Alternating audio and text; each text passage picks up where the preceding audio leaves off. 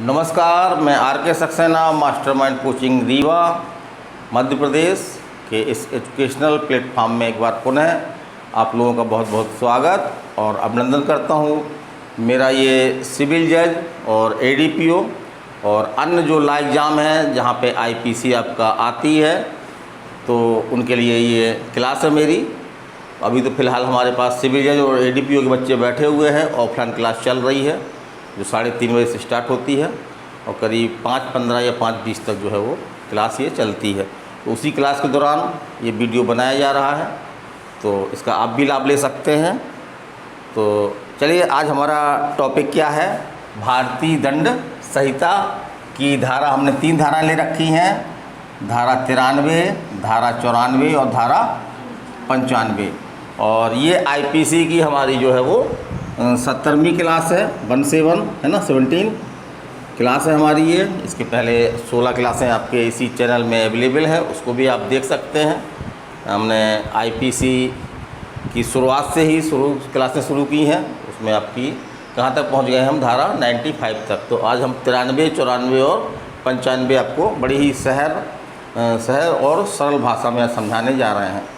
तो यदि आप लॉ को अपने कॉन्सेप्ट क्लियर करके और अपने शब्दों में अगर उसको समझेंगे तो लॉ आपको बिल्कुल कठिन नहीं लगेगा। मेरा यही प्रयास है कि लॉ को जो है वो अपने शब्दों में व्यक्त किया जाए, एक कहानी के रूप में अपने सामने रखा जाए, तो वो आपको याद भी रहेगा और एग्ज़ाम में अगर क्वेश्चन बनते हैं तो वो आपसे बनेंगे।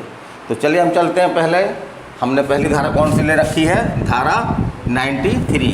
तो इसमें सद्भावना पूर्वक दी गई ससूचना। तो यह ससूचना का मतलब होता है सूचना या जानकारी देना, है ना। ये थोड़ा सा हमको कठिन लगता है ससूचना।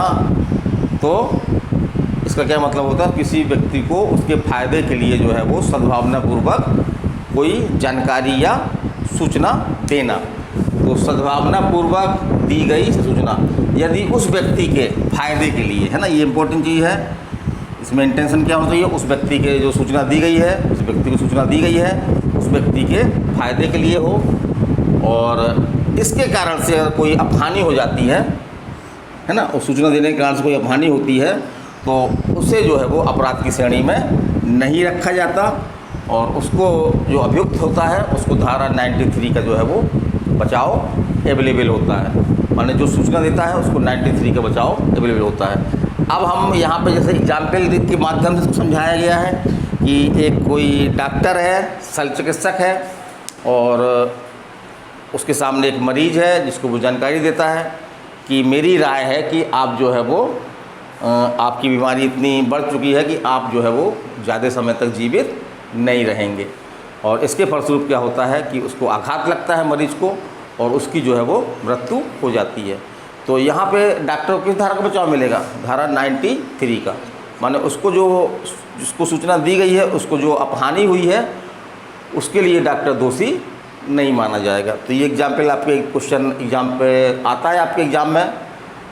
तो अन्य चीज़ें भी हो सकती हैं, जैसे कि हम किसी व्यक्ति को यदि हम ये जानकारी देते हैं कि भाई तुम्हारे पिताजी जो है वो बहुत बुरी तरह से गंभीर बीमारी है ना। यदि हमारे पीछे इंटेंशन क्या है, हम उसको सद्भावना को जानकारी दे रहे हैं, है ना, तो हमारा इंटेंशन बुरा नहीं है और उस व्यक्ति के फ़ायदे के लिए दे रहे हैं। तो फ़ायदा क्या हो सकता है उस व्यक्ति को, वो तत्काल अपने पिताजी के पास जा करके उनकी देखभाल कर सकता है, उनका इलाज करवा सकता है। तो अन्य मामलों में भी ये जानकारी इम्पोर्टेंट है ये आपकी। यद्यपि इसको डॉक्टर तक ही सीमित जो है वो कर दिया गया है, ये चीज़ है। अब यहाँ पे हम बात करते हैं कि जो अपहानि किस तरह की होती है ना। इसमें जो अपहानि होती है आपकी वो किस तरह की होती है। तो धारा 93 में अपहानि का अर्थ क्या है।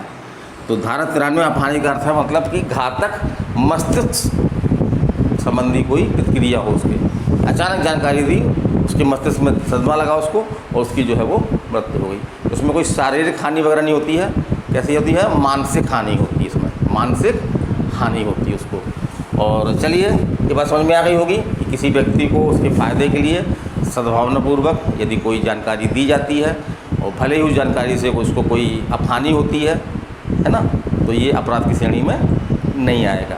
शर्त क्या है कि ये फ़ायदे के लिए दी गई हो। दूसरी शर्त क्या है कि सद्भावनापूर्वक दी गई हो, हमारा बुरा इंटेंशन ना हो, जो जानकारी दे रहा है उसका बुरा इंटेंशन ना हो। इस हम एग्जाम्पल देख ले जैसे कि हमारी किसी व्यक्ति से दुश्मनी है, एक औरत है, बूढ़ी औरत है, दिल की कमज़ोर है, वो उसके बेटे की जो है वो मौत हो जाती है। तो लोग आप कहते हैं कि भाई उसको जानकारी, मौत की जानकारी अगर मिल जाएगी बेटे की तो उसको सदमा लग सकता है, उसकी मृत्यु भी हो सकती है। लेकिन हमने क्या किया, क्योंकि हमारी उस परिवार से जो है वो क्या थी, दुश्मनी थी, तो हमने उस माँ को जो है जिसके बेटे की मृत्यु हुई, हमने बता दिया कि तुम्हारे बेटे की जो है वो, तुम्हारा बेटा तो मर गया। तो इस तरह की जानकारी जो है वो धारा 93 का बचाव इसमें अवेलेबल नहीं होगा। क्यों नहीं होगा? क्योंकि ये जानकारी जो है वो सद्भावनापूर्वक नहीं है। और यहाँ तक एक बात और कभी भी उठती है कि क्या फ़ायदा होगा अगर डॉक्टर ने मरीज़ को बता दिया कि तुम जो है कुछ दिन बाद मरने वाले हो, तो उससे उसकी सदमे से मौत हो जाती है, तो इससे उस व्यक्ति को क्या फ़ायदा होगा? तो हमारे जो विधि वेता है उन्होंने बताया कई तरह के फ़ायदे हो सकते हैं। जैसे अगर किसी व्यक्ति को मालूम पड़ जाए कि हम जो है वो कुछ क्षण बाद जो है वो मरने वाले हैं, तो क्या कर सकता है, अपनी कुछ मन की बातें बता सकता है, जिससे वो मिलना चाहता है उससे मिल सकता है, या अपनी कोई संपत्ति की वसीयत वगैरह करना चाहता है तो वसीयत कर सकता है। तो ये उसका फ़ायदा है ना, जो हमारे जो कानून विशेषज्ञ हैं उन्होंने अपनी अपनी बुकों में बताया है। फिर आगे चलते हैं हम, धारा आपकी 94, तो ये भी बड़ी महत्वपूर्ण धारा है, लेकिन अगर इसको हम समझें तो बहुत ही सरल है। इसमें क्या कहा गया है, वह कार्य जिसके करने के लिए कोई व्यक्ति है ना धमकियों द्वारा, इसके द्वारा धमकियों द्वारा क्या किया गया है, विवश किया गया है। तो इसमें जो है किसी व्यक्ति को विवश करके उससे कोई आपराधिक कार्य जो है वो कराया जाता है। तो इसकी कुछ शर्तें हैं, हर आपराधिक कार्य कराए जाने पर ये लागू नहीं होती है। तो हमने क्या लिखा कि कोई अपराध नहीं है, है ना, यदि उस व्यक्ति के मन में, इस व्यक्ति को विवश किया गया है, उस व्यक्ति के मन में यह युक्त है ना, ये बहुत महत्वपूर्ण चीज़ है, युक्त आशंका कारित हो जाए कि यदि हमने वो काम नहीं किया तो क्या होगा, इसका परिणाम हमारी जो है वो तत्काल मृत्यु होगी। क्या होगी? तत्काल मृत्यु होगी। तो इसमें युक्त आशंका काहे की होती है, तत्काल मृत्यु की। अन्य मामलों में अवेलेबल नहीं है, अन्य मामलों में अवेलेबल नहीं है। ऐसे कोई कहे कि हम तुमको पीटेंगे तो तुम चोरी करो, या हम तुमको आगे चल के जान से मार देंगे, तुम ये अपराध करो, तो उस मामलों में धारा ये लागू नहीं होती। इसमें क्या आशंका क्या होनी चाहिए, युक्त होनी चाहिए। और किस तरह की आशंका होनी चाहिए, मृत्यु की, तत्काल मृत्यु की। माने हमने अगर कहना नहीं माना, हमने जो विवश कर रहे हैं उनके अनुसार हमने अपराध नहीं किया, तो किसका परिणाम क्या होगा, हमको तुरंत जो है वो मार दिया जाएगा। तो ये आशंका किसके मन में होती है, जिस व्यक्ति को विवश किया गया हो, जिस व्यक्ति को विवश किया गया हो। फिर हम आगे चलते हैं, तो आगे देखते हैं कि ये धारा जो है वो इन दो मामलों में लागू नहीं होती। माने धारा, दो मामले जो है ऐसे अपराध हैं जिनमें धारा 94 जो है लागू नहीं होती। पहला मामला कौन सा है आपका, पहला मामला आपका हत्या है, और दूसरा मामला क्या है, ऐसे अपराध जो राज्य के खिलाफ हैं, राज्य के विरुद्ध हैं, और जिनकी सज़ा क्या है, जिनकी सज़ा क्या है, मृत्युदंड, माने जिनकी सज़ा जो है वो फांसी है। तो ये दो अपराध आप भले ही कितने विवश हो जाएं, तत्काल मृत्यु की आशंका भी हो, लेकिन अगर दो अपराध जो है आप नहीं कर सकते। अगर ये अपराध आप करेंगे तो आपको उसकी सज़ा मिलेगी, धारा 94 का बचाव नहीं मिलेगा। और यहाँ पे एक शर्त और है कि जिस व्यक्ति को विवश किया गया हो उसके लिए ये ज़रूरी है कि उसने जानबूझ करके अपने आप को ऐसी स्थिति में न डाला हो, है ना। अगर उसने अपने आप को ऐसी स्थिति में डाला है तो फिर उसको धारा 94 का बचाव नहीं मिलेगा। अब कुछ इसमें एग्जाम्पल है जो एग्ज़ाम में आते हैं आपके। एक तो लोहार वाला बड़ा फेमस एग्जाम्पल है कि जिसमें जो है वो एक लोहार को जो है वो कुछ डाकू क्या करते हैं, उसको किसी ग्रह का ताला तोड़ने के लिए बाध्य करते हैं, है ना। और उस लोहार के मन में ये आशंका आ जाती है कि भाई डाकू हैं, ख़तरनाक है ये, इनके लिए किसी को मारना जो है वो मारना किसी को बहुत छोटी बात है, किसी को भी मार सकते हैं ये। तो यदि हमने इनका कहना नहीं माना तो क्या करेंगे, ये हमको तुरंत जो है वो मार सकते हैं ये। तो इस तरह की अगर लोहार के मन में आशंका आ जाती है और वो ताला तोड़ता है तो ताला तोड़ना का जो अपराध करता है वो अपराध जो है वो नहीं माना जाएगा, उसको धारा 94 का लाभ मिलेगा, है ना। और चलिए और चलते हैं। एक आपका ये कथन है, एक सिद्धांत है ये, ऐसा एग्जाम में पूछा गया है कि ये सिद्धांत जो है किस धारा पर आधारित है। तो मेरे द्वारा मेरी इच्छा के विरुद्ध, मेरे द्वारा मेरी इच्छा के विरुद्ध किया गया कार्य जो है वो मेरा कार्य नहीं है। ये आपका विधि का एक महत्वपूर्ण सिद्धांत है, जिसको कौन सी धारा पर आधारित है? ये धारा 94। इस सिद्धांत की धारा पर आधारित है धारा 94। तो धारा 94 को जो है ये बेस प्रदान करता है, क्योंकि धारा 94 में क्या होता है कि वो व्यक्ति स्वयं अपनी इच्छा से काम नहीं करता बल्कि विवश होकर काम करता है। तो विधि ये मानती है कि यदि आपको कोई विवश करता है, कोई काम करवाता है, तो वो आपका काम नहीं माना जाएगा। चलिए हम आगे चलते हैं। यहाँ पे आपके धारा में ही लिखा हुआ है, ये यहाँ से क्वेश्चन बनते हैं आपके कि एक व्यक्ति जो अपनी इच्छा से, है ना, कैसी, अपनी इच्छा से या पीटे जाने की धमकी के कारण जो है वो डाकुओं की टोली में उनका सील, माने उनका क्या विचार है, उद्देश्य क्या है, उनका उद्देश्य क्या है, डकैती करना, ये जानते हुए जो है वो शामिल होता है। तो यहाँ पे धारा 94 का बचाव नहीं मिलेगा, क्योंकि ये तो यहाँ पे पहली चीज़ तो अपनी इच्छा से शामिल हुआ है, या दूसरा क्या है, विवश कैसे हो रहा है, पीटे जाने के कारण से। तो विधि कहती है कि पीट लेने दो, कोई दिक्कत नहीं है ना।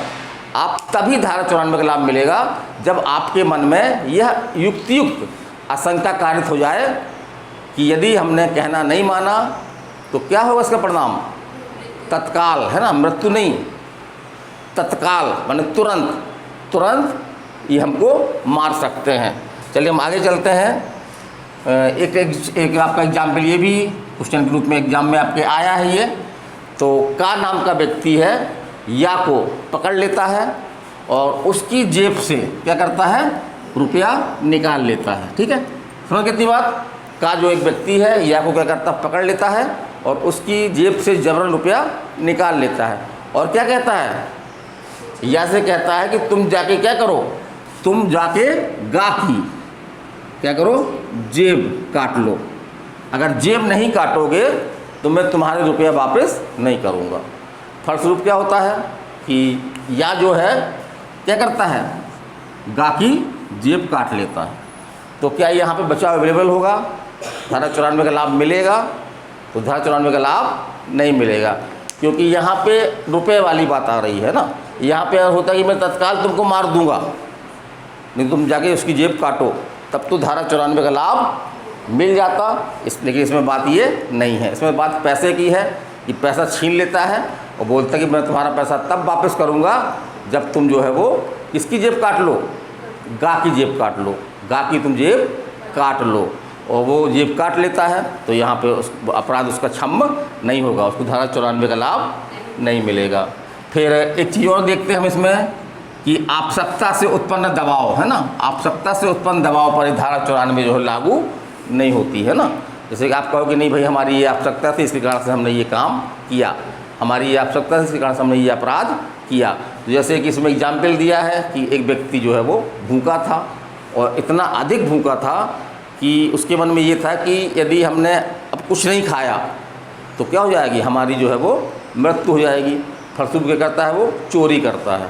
ये चोरी करता है, चोरी से जो चीज़ हमको प्राप्त होंगी खाद्य सामग्री, उसको हम खा करके अपनी जान बचा लेंगे।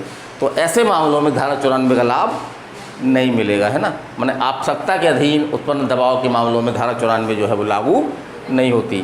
फिर हम चलते हैं कि यहाँ पे देखते हैं क्वेश्चन आपका एग्जाम में आया है ये कि तत्काल मृत्यु के भय से हत्या करना क्षम्य है कि नहीं है। क्या क्वेश्चन है, देखिए ध्यान से इस तरफ। तत्काल मृत्यु के भय से हत्या करना क्षम्य है कि नहीं है। कोई व्यक्ति बोलता है कि हम तुमको मार देंगे, नहीं तो तुम फलाने व्यक्ति को मार दो, और हमने क्या किया, फलाने व्यक्ति को मार दिया। तो क्या धारा 94 का बचाव हमको मिलेगा? नहीं मिलेगा, क्योंकि धारा 94 में जो अपवाद दिया गया है ना, दो अपराधों को उल्लेख किया गया है कि आप हत्या नहीं कर सकते। माने भले ही कोई आपको मारने की कहे कि हम आपको तत्काल मार देंगे, आप किसी व्यक्ति की हत्या कर दो, उस व्यक्ति को आप मार दो, तो विधि कहती है कि यहाँ पे धारा 94 का लाभ नहीं मिलेगा।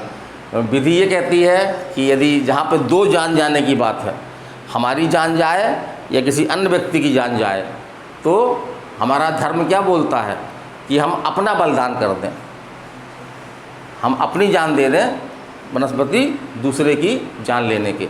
तो ऐसे मामलों में जो है वो ये क्षम्य नहीं है, धारा 94 का लाभ नहीं मिलेगा।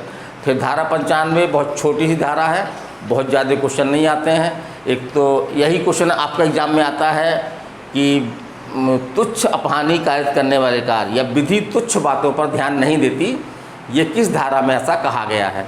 तो किस धारा में कहा गया है? 95 धारा में कहा गया है। तो चलिए हम देखते हैं इसको। धारा 95, तुच्छ अपहानी कारित करने वाले कार्य, तुच्छ अपहानित कारित करने वाला कार्य। तो क्या है? ये अपराध नहीं है, ये अपराध नहीं है। भले ही इससे जो व्यक्ति हानि अपहानि किया है उसको ज्ञात हो या संभावना मालूम हो कि इस तरह की अपहानि हो सकती है, लेकिन शर्त यह है कि अपहानि जो है वो इतनी छोटी हो, इतनी तुच्छ हो कि एक कौन मामूली समझ और स्वभाव वाला व्यक्ति उसकी शिकायत नहीं करेगा। बोलो रहने दो उसको, हो गया, चलता है। तो इसमें कुछ व्याख्या में हमको बुक जब पढ़ते हैं तो व्याख्या कुछ हमको एग्जाम्पल मिलते हैं। जैसे कि हम अचानक बाज़ार में जा रहे हैं और एक व्यक्ति से हमको क्या है, हमारा कंधा जो है उससे टकरा जाता है। तो यदि हम परिभाषा खंड में देखें तो ये आपराधिक बल का प्रयोग है। या किसी के बाउंड्री के बाहर जो है वो एक कोई अमरूद का पेड़ लगा हुआ है, बढ़िया अच्छे अमरूद लगे हुए पके पके, तो हमने सोचा चलो अमरूद खा लेते हैं। तो हमने एक अमरूद तोड़ करके, चोरी करने को उद्देश्य नहीं गए, ऐसे ही अमरूद हमने तोड़ा और हम इसको खाने लगे। तो ये क्या हो जाएगा? चोरी हो जाएगी, है ना। इसमें पूरे चोरी के अपराध तत्व सब भी मिलते हैं। लेकिन एक आम समझ वाला व्यक्ति, जो मामूली समझ वाला स्वभाव वाला व्यक्ति है, वो कहेगा हो गया खाने पीने वाली चीज़ है, चलो खा लिया तो खा लिया, है ना। नहीं बोलेंगे, क्या बोलेंगे? या आप कुछ खा रहे हैं, आप कुरकुरे खा रहे हैं, पन्नी में लिए कुरकुरे खा रहे हैं, हम ऐसे अचानक आपके पास आए, एक कुरकुरे उठा के हमने खा लिया, क्या करोगे आप? हमारा रिपोर्ट लिखा दोगे हमारे खिलाफ? क्या करेंगे? रिपोर्ट लिखाएंगे? तो यही है, माने कौन सी बातें तुच्छ हैं, कौन सी बातें तुच्छ नहीं हैं, उसका मापदंड क्या है? एक मामूली समझ वाला व्यक्ति उसके संबंध में क्या सोचता है। यदि वो शिकायत करनी सोचता है कि नहीं शिकायत करेंगे हम, और किसी एक व्यक्ति की बात नहीं कर रहे हम, उस समाज का, जिस समाज में वो बात हुई है, उस समाज का जो एक मामूली समझ वाला, कोई विशेषज्ञ नहीं चाहिए, कोई स्पेशलिस्ट नहीं चाहिए, है ना, कोई अत्यधिक बुद्धिमान हो या अत्यधिक मूर्ख हो, ये नहीं चाहिए। एक समान सोच वाला व्यक्ति जो है वो क्या शिकायत करेगा उसकी कि नहीं करेगा। यदि वो शिकायत नहीं करेगा तो वो कैसी बात हो गई? वो बात हो गई तुच्छ हो गई, वो बात छोटी हो गई। और यदि वो शिकायत करेगा, सामान्यतः शिकायत करते हैं ऐसे व्यक्ति, मामूली समझ वाले व्यक्ति नहीं गलत हुआ है ये, सभी मामूली व्यक्ति बोलेंगे नहीं इसमें ऐसा होना चाहिए, तो वो फिर तुच्छ बात नहीं होगी। तो यदि वो तुच्छ है, मामूली समझ और स्वभाव वाले व्यक्ति की नज़रों में वो तुच्छ है, उसकी वो शिकायत नहीं करता है, तो ऐसी बातें तुच्छ होती हैं। और ऐसी बातें अगर किसी के द्वारा की गई हैं तो उसको जो है वो सज़ा नहीं मिलेगी, बल्कि उसको किसका लाभ मिलेगा? धारा 95 का लाभ मिलेगा। तो एक क्वेश्चन आपका ये भी आता है कि विधि तुच्छ बातों पर ध्यान नहीं देती, ये किस धारा में कहा गया है या किस धारा इस सिद्धांत पे आधारित है। तो धारा कौन सी आधारित है? धारा 95। तो ये धारा आपको सभी महत्वपूर्ण धाराएं हैं, इन धाराओं को आपको दिमाग में रखना है कि इन धारा में जो है वो कौन सी बातें हैं, है ना। एक तो वो रखना है, आपको धारा रखना है, दूसरा धारा के अंदर जो कुछ महत्वपूर्ण फैक्ट हैं, महत्वपूर्ण शर्तें हैं, वो आपको याद रखना है। जैसे कि ये याद रखना आपको, हत्या और राज्य के विरुद्ध ऐसे अपराध जिनकी सज़ा जो है वो मृत्युदंड है, उन मामलों में व्यवस्था का सिद्धांत जो है वो लागू नहीं होता है ना। और इसमें जो भय होता है वो काहे का होता है? युक्तियुक्त आशंका होती है, वो किस बात की होती है? तत्काल मृत्यु की होती है, तत्काल मृत्यु की होती है। तो नमस्कार, कैसा लगा आपको क्लास? बहुत सिंपल क्लास है, बड़ी सिंपल भाषा में हमने समझाया इसको। और मेरा इस क्लास में ये भी उद्देश्य रहता है कि जो भी आपके पुराने जो पेपर हैं उनमें जो क्वेश्चन आपके आए हुए हैं उनको भी मैं इसमें शामिल कर सकूं, क्योंकि लॉ में ख़ास तौर से ये देखने में आता है कि बहुत कम मात्रा में जो है वो लॉ के क्वेश्चन बनते हैं। एक पेपर से दूसरे पेपर में वही लॉ के क्वेश्चन जो है वो एक्सचेंज होते रहते हैं। कोई अगर मुस्लिम मजिस्ट्रेट में आया है या उत्तर प्रदेश में आया है कोई क्वेश्चन, तो वो MP में आ जाएगा, MP में आया तो छत्तीसगढ़ सिविल जज में आ जाएगा। इस तरह से क्वेश्चन रिपीट होते रहते हैं। तो कैसी लगी क्लास बताइएगा। अगली बार फिर मिलेंगे हम, कल आपको फिर मिलेंगे, कल हमारा एक वीडियो फिर आएगा आपका, और उसमें हमारा जो महत्वपूर्ण टॉपिक है जो एक आम व्यक्तियों के लिए भी ज़रूरी है वो है प्राइवेट प्रतिरक्षा का अधिकार, है ना, प्राइवेट डिफेंस को हम बोलते हैं। तो हर व्यक्ति को ये अधिकार है कि वो अपने शरीर की, अपनी संपत्ति की, अन्य व्यक्ति के शरीर की और अन्य व्यक्ति के संपत्ति की क्या करे, सुरक्षा करे, है ना, रक्षा करे। यदि उसकी रक्षा अवेलेबल नहीं है, यदि उसको कोई अन्य सुरक्षाएं जो है वो अवेलेबल नहीं है, तो वो स्वयं भी रक्षा कर सकता है। तो उसके बारे में हम बताएंगे क्या क्या कंडीशन है उसमें, कब जो है मृत्यु कारित की जा सकती है। तो बहुत ही रोचक क्लास होगी, उसको आप देखिएगा। और जो छात्र हमारे कोचिंग में आना चाहते हैं, ऑफलाइन कोचिंग है, तो हमारी कोचिंग में भी आकर के वो क्लास ले सकते हैं। तो नमस्कार, धन्यवाद।